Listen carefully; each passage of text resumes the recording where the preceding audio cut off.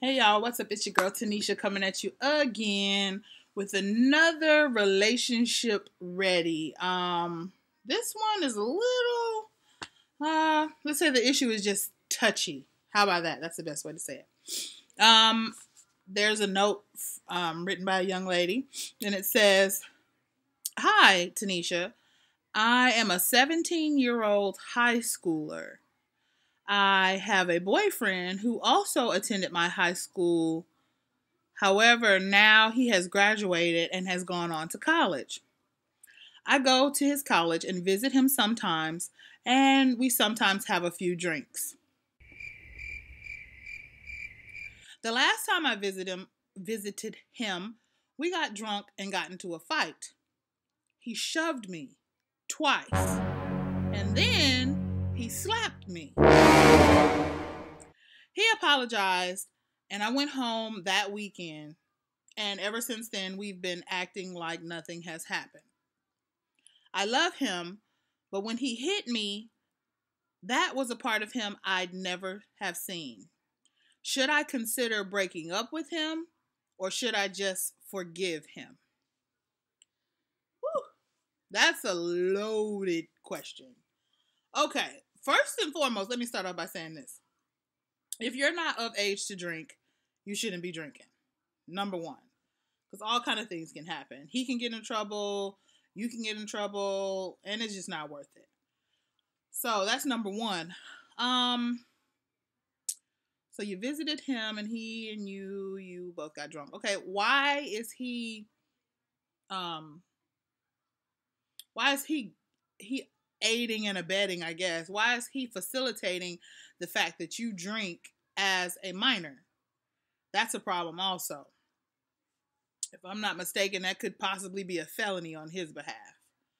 Um, but let's get to the meat of the matter. He shoved me twice and then slapped me. Okay. My feelings about abuse. Abuse comes in several different fashions. It comes verbally, it comes emotionally, and it comes physically. So here, obviously, he exhibited physical abuse. Abuse is just basically when you misuse or mishandle something or someone. I understand you love him. I really do. I understand that you've had a relationship with him up until this point. I really do. However, it seems as if this relationship is not in your best interest. You're drinking and you're underage. You're drinking and getting into arguments and fights, physical fights. And a grown man, because he's grown at this point, if he's in college and he's drinking, I'm assuming he was able to procure the alcohol himself. So I'm not saying that you necessarily need to break up with him, because I know that's going to be hard. And this little advice that I'm giving you here on YouTube, you may or may not follow it. However, me looking from the outside in, if you were my daughter, I wouldn't want you dealing with him. I would want you dealing with someone closer to your age, and I would not be allowing you to go to his college to just be there with him. It seems like to me that you're being allowed to grow up too fast. And I think that's a problem with a lot of teenagers and young people today, is that they're being allowed to grow up too fast. I don't know if the parents are not able or not willing to be proactive in their lives, to sit down, to talk to them, to let them know this is what's going to take place and this is why.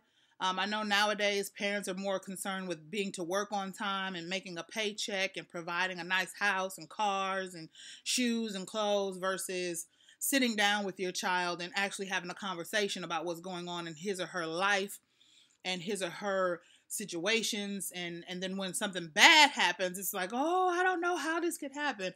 Well, a lot of times, parents, it's because you have not taken the time to be active in the kid's life, to ask them questions, to be nosy, to sometimes be strict and not let them allow not allow them to do what they want to do. Because let's keep it real, a 17-year-old does not know all the things that are best for him or her. So as an adult, it's your responsibility, and a parent, it's your responsibility to inform this child of what is best for him or her. But back to the actual teenager. Abuse is not good. Abuse is not something that you should be subjected to at 17 years of age. At 17 years of age, you need to be somewhere making sure that you're filling out college applications. You need to be somewhere making sure that you're going to be able to get into college.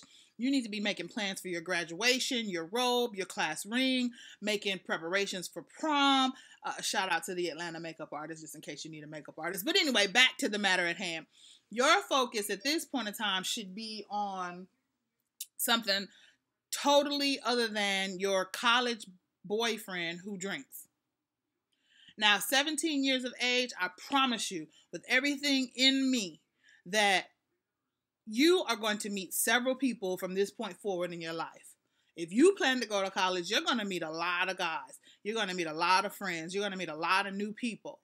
And in the midst of doing that, you know, it's just best that you choose who is most conducive to the success of your life. I was just having this conversation, and I was referring to my son, who's only 4. But what I'm going to explain to him is, look, everyone cannot be your friend. You shouldn't want everyone to be your friend. Some people are associates. Some people are just, you know, hey, how you doing? Cordial, keep it going. Everyone cannot be your friend, because that means we're exchanging ideas, we're exchanging thoughts, we're exchanging all kinds of stuff. We're spending time with one another. You're pouring into me verbally, I'm pouring into you. So you have to really be mindful of who you allow in your space on a consistent basis and what they're saying and what they're doing. If it's not positive, if it's not productive, if it's not leading towards a positive, productive goal, why am I spending time with you? Why am I around you consistently? If you're not talking about something that's, you know, gonna help me grow in some aspect, whether it be physically, mentally, spiritually, financially, why am I spending my time with you as a friend? Now, keep in mind, I'm not saying that you can't meet people and help them in whichever way that you can help them, but that's not your friend. That's someone you helped. That's an associate. People use this word friend so loosely. Everyone is not your friend. Everyone is not supposed to be your friend. If you want everyone to be your friend, you have a problem. Everyone can't be my friend. I can't be friends with everyone, because everyone who is around me isn't focused on what I'm focused on mentally. If you're a college student or a high school student and you want to go to college, why are you hanging around people who don't want to go to college, have no interest in going to college, have never been to college? What can they share with you? What can they share with you? What can they share with you? That's a legitimate question. If I want to be a millionaire, or if I want to be successful in business, I need to have some entrepreneurs in my circle. I need to try and find some people who are millionaires in my circle. One thing about it is, as a makeup artist, I love the fact that a lot of my clients are very successful women.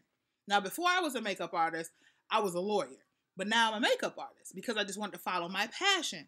However, a lot of my clients are lawyers, judges, doctors, accountants, sheriffs, a lot of prophets, preachers, all kinds of very powerful women.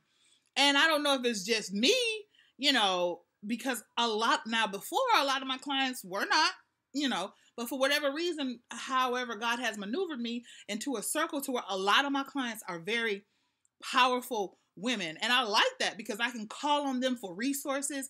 Some of them I can call and say, you know, I'm having this issue. What should I do? And I love that. I absolutely love that I'm able to tap my resources and find people around me who can help me grow and be successful. So to bring this home for this little 17-year-old young lady, number one, he's being abusive. He has you drinking. I don't know what else he may have you doing, because we haven't even touched on the issue of if he's having sex with you.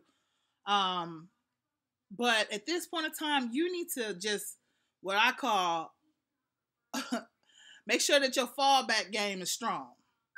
Like in a minute, if it's a person who I know just is not in my best interest, I can fall back. I'm talking about all the way. Look, look. I can fall all the way back, y'all. I'm just trying to say, I back up off of you, and I let you have your space because that's just going to be the best thing to do. So in this instance, I hope I've helped you out. Fall back. Those are 2 words I got for you. Fall back.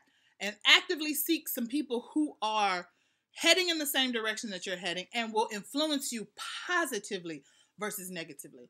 So this has been Tanisha with another Relationship Ready, and I hope I've helped you. I really do.